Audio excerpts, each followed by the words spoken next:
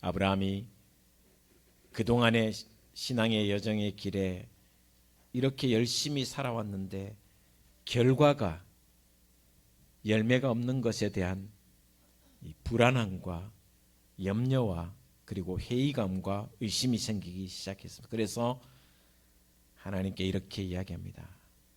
하나님, 내게 아들이 없으니 상속자를 내 종으로 삼았으면 좋겠습니다 라고 했습니다. 그러자 하나님께서 아브라함을 데리고 나가서 하늘을 보아라, 네가 별을 세할 수 있느냐, 그러면서 이 별과 같이 내 자손을 너의 씨로 말미암아, 상속자인 종으로 상속자가 아닌 내 씨로 말미암아 이와 같이 내 자손을 번성케 하리라 라는 말씀을 해 주셨습니다. 그러자 아브라함이 징표를 보여달라고 합니다. 뭔가 징표를 보여주셔야 되지 않겠습니까? 그래서 하나님과 아브라함이 약속 계약을 맺는 장면이 오늘 본 말씀의 내용입니다.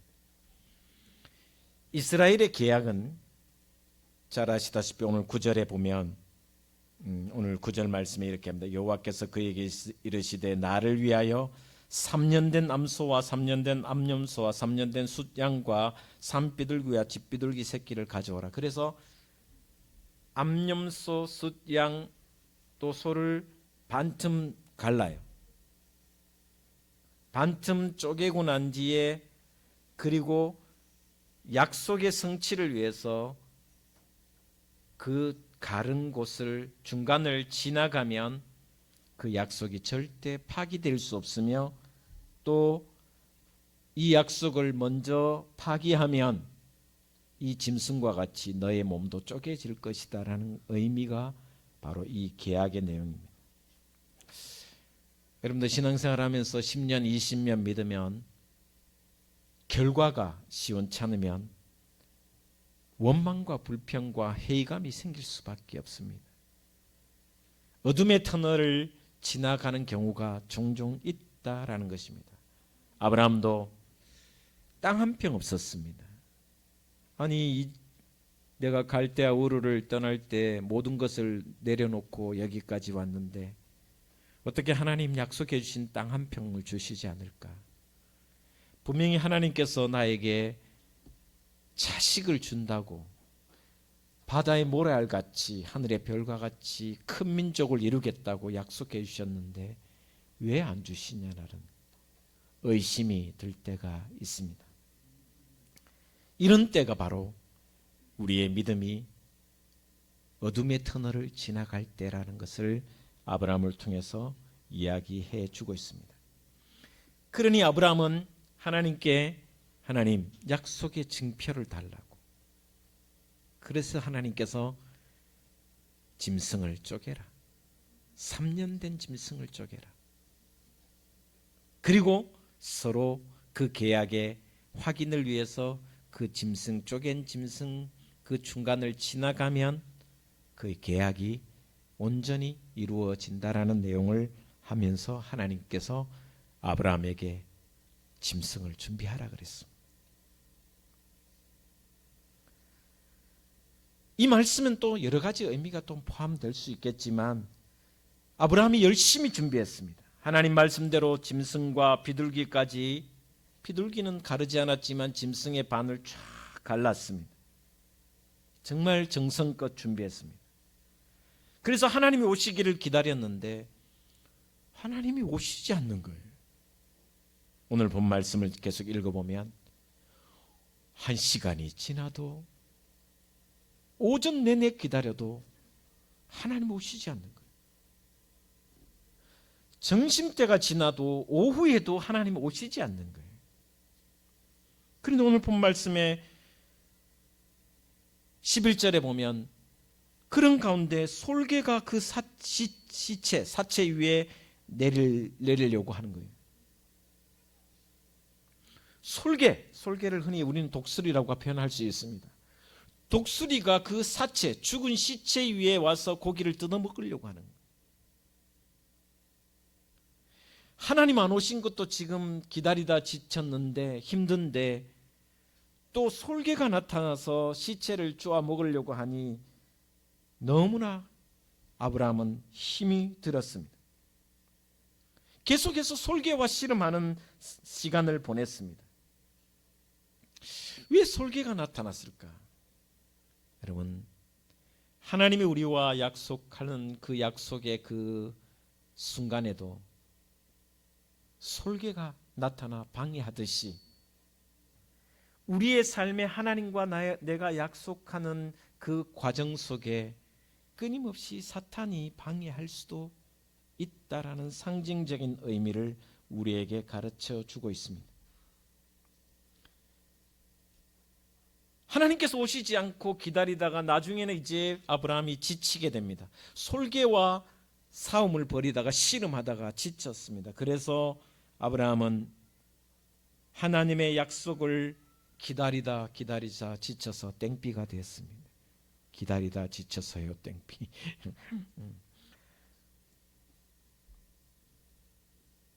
아브라함이 더 이상 힘들고 지쳐서 견디지 못하고 기다리지 못하고 잠이 들게 됩니다. 기진맥진한 상태가 되어서 잠이 들게 됩니다. 그런데 그때 깊은 잠이 들어서 밤이 늦어서야 하나님이 나타나셔는 이렇게 이야기하고 있습니다. 13절에 여호와께서 아브라함에게 이르시되 너는 반드시 알아야 한다. 반드시 알아야 한다. 기진맥진하여 두려움이 찾아오고 이제는 하나님의 약속이 파기됐다라고 생각하는 그때 하나님께서 나타나셔서 아브라함아 정녕 반드시 너는 알아야 한다라고 하시면서 세 가지 약속을 해주고 있습니다. 그 첫 번째가 이렇게 말씀하십니다. 너의 민족은 이방 나라 애굽의 종이 되어 400년을 섬길 것이다라고 말씀해 주고 있습니다. 그리고 그 400년 동안 이스라엘 백성들은 엄청난 고통과 아픔과 그리고 애굽이 괴롭힘을 이스라엘에게 가할 것이다라고 이야기하고 있습니다. 그래서 오늘 본 말씀 13절에 보면 여호와께서 아브라함에게 이르시되 너는 반드시 알라 내 자손이 이방에서 객이 되어 그들을 섬기겠고 그들은 400년 동안 내 자손을 괴롭힐 것이다. 다시 말하면 식민지로 400년을 살 것이다 라는 말씀입니다. 그리고 14절에 보면 두 번째 약속을 해줍니다. 그들이 섬기는 나라를 내가 징벌할지며 그 후에 내 자손이 큰 재물을 이끌고 나오리라. 400년 동안 괴롭힘을 당하고 난 뒤에 그 후에 내가 애굽을 징벌하고 그들을 징벌하고 난 뒤에 많은 재물을 이끌고 이스라엘이 가나안 땅으로 돌아올 것이다 라고 이야기합니다. 그러면서 세 번째 하나님이 약속해 주시는 말씀입니다. 너는 15절입니다. 장수하다가 평안히 조상에게로 돌아가 장사될 것이요. 너는 평안히 살다가 죽어서 너희 조상에게로 돌아가 장사 지낼 것이다 라고 이야기합니다. 이렇게 말씀하신 후에 하나님께서 연기를 차곡하게 하십니다. 여러분 구약의 연기는 하나님의 임재를 상징하는 경우가 많습니다. 그리고는 활활 타오르는 횃불이 나타납니다. 그래서 17절에 보면 해가 져서 어두울 때에 연기 나는 화로가 보이며 타는 횃불이 쪼갠 고기 사이로 지나더라. 그 횃불이 쪼개어 놓은 짐승의 시체 사이를 지나갑니다. 이것은 무엇을 상징하냐면 어떤 경우에도 약속을 지키겠다는 하나님의 지나가심, 하나님의 임재하심을 상징합니다. 저는 구약에 참 신비한 것이 이런 장면을 왜 하나님께서 보여주셨을까? 왜 하나님은 이런 이상한 방법으로 우리에게 또 아브라함에게 보여주셨을까? 그리고 이 내용을 통해서 오늘 우리에게 주시는 메시지가 뭘까? 한 두세 가지를 생각해 보려고 합니다. 첫 번째는 믿음의 사람도 침체에 빠질 수 있다라는 것입니다. 믿음의 재고가 고갈되면 믿음의 위기, 신앙의 우울증이 찾아올 수 있다라는 것입니다. 영혼의 어두운 밤을 만날 수 있는 것이 믿음의 사람이라는 것을 이야기해 줍니다. 하나님의 약속이 속히 이루어지지 않을 그때 어두움이 찾아온다라는 것입니다. 신앙의 위기가 찾아온다라는 것입니다. 예수님께서 이렇게 말씀하셨습니다.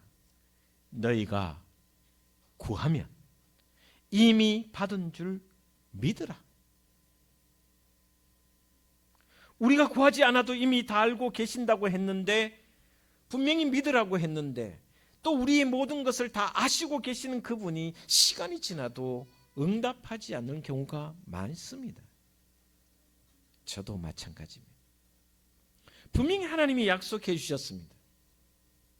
아니, 하나님은 저의 모든 것을 아시고 우리의 형편을 다 아시고 우리의 형편을 미리 다 아시고 다 주시겠다고 약속했는데도 그것이 더딜 때 의심이 들 수밖에 없습니다.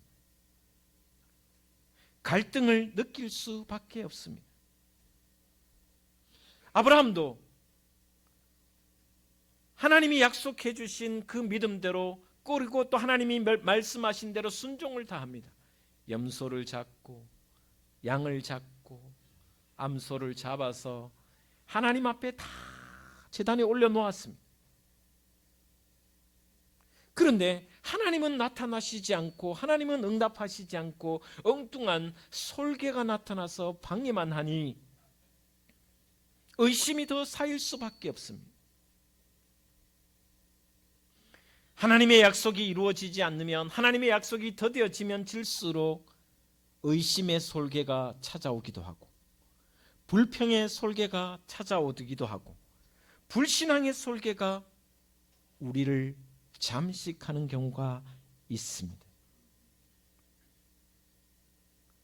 소원이 이루어지지 않으면, 하나님의 약속이 이루어지지 않으면 하나님의 약속이 거짓처럼 느껴질 때도 있습니다.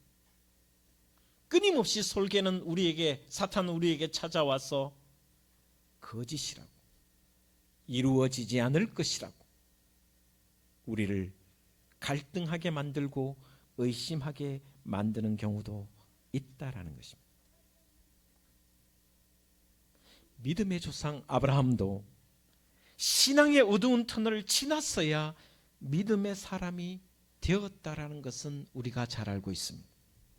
여러분, 어두운 통로를 지나야만, 어두운 통로를 통과해야만 반석 위에 설 수 있습니다.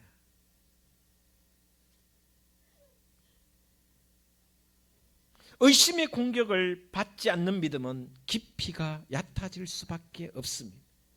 그래서 때로는 여러분의 의심, 여러분의 불평, 여러분의 그 믿음 없는 약한 모습, 어두운 터널을 지나가는 이 모든 과정을 통해서 오히려 깊은 신앙으로, 믿음의 반석 위에 서는 과정으로 나타날 수 있는 것이 오늘 아브라함의 이야기입니다. 의심과 고통을 지나야 더 깊어지는 신앙으로 성장할 수 있습니다. 그래서 바울은 우리가 잘 알다시피 로마서 14장 1절이나 또 유다서 22절을 보시면 의심과 회의가 드는 믿음이 적은 자들을 향하여 긍휼히 여기라라는 말씀을 합니다. 여러분, 10년 믿고 20년 믿어도 어둠의 터널을 지나갈 수밖에 없는 사람이 있습니다. 믿음이 적을 수밖에 없습니다. 그때 우리는 비난하지 말고 오히려 그 믿음 없음을 긍휼히 여기라고 성경은 말하고 있습니다. 때로는 목회자도 그럴 수 있습니다. 목회자도 이런 믿음 없는 어두운 터널을 지나갈 수 있습니다. 그때 우리는 긍휼히 여기는 마음이 있어야 됩니다. 목사님이 어떻게 그럴 수 있냐라고 보다 목사님도 그럴 수 있겠구나라는 긍휼의 마음. 장로님이 어떻게 그럴 수 있어? 아니 권사님이 기도하는데 기도하는 권사님이 어떻게 저런. 아닙니다. 그럴 수 있기 때문에 긍휼히 여기라고 말씀하고 있는 것입니다. 이 과정을 거쳐야 믿음이 더 성장할 수 있습니다. 또 하나 생각해 보아야 할 것은 내 인생의 짧은 기간에 모든 것이 이루어지지 않는다라는 것입니다.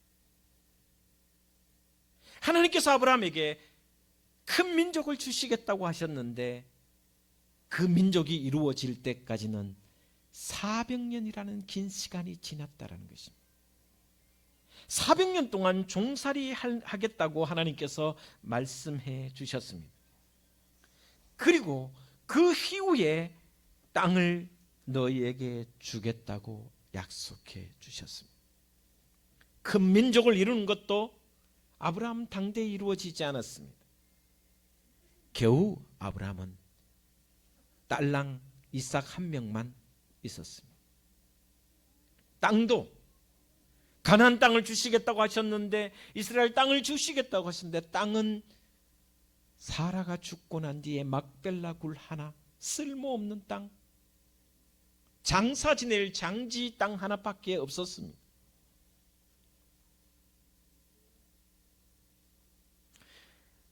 이것이 바로 하나님의 계획입니다. 오늘 우리 한국 사람들은, 우리 대한민국 사람들은 신앙하면서도 너무 빨리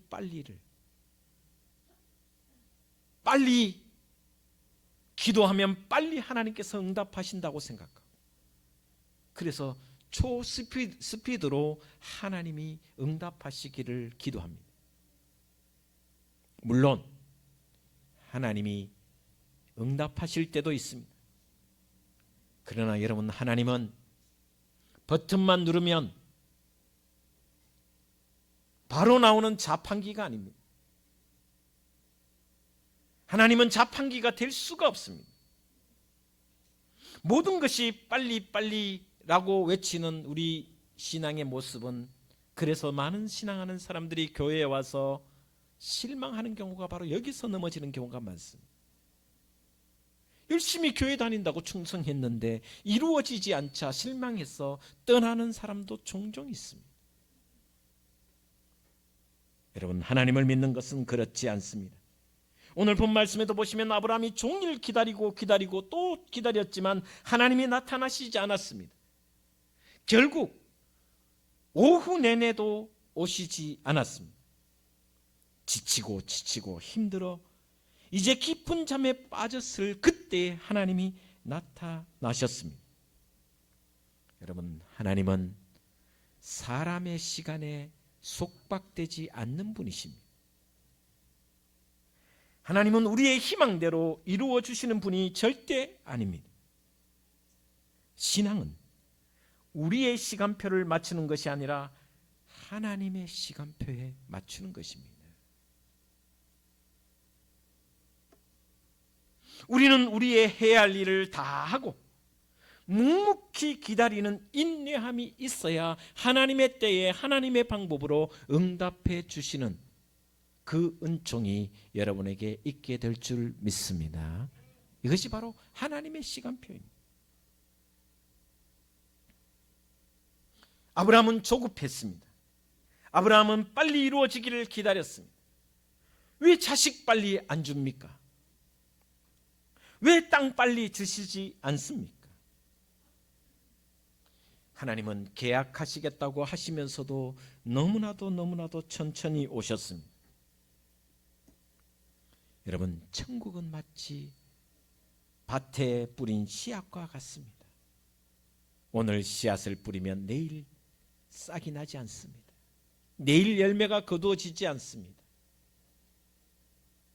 수많은 시간과 인내와 기다림의 시간이 지나고 난 뒤에 열매가 맺히는 것이 천국 비유입니다. 그리고 아브라함에게 또다시 말씀하십니다. 너는 평안히 살다가 너희 조상에게로 돌아가라. 이 말씀이 무슨 의미냐? 너는 죽지만 나는 나의 역사를 이루어 갈 것이다 라는 하나님의 말씀입니다.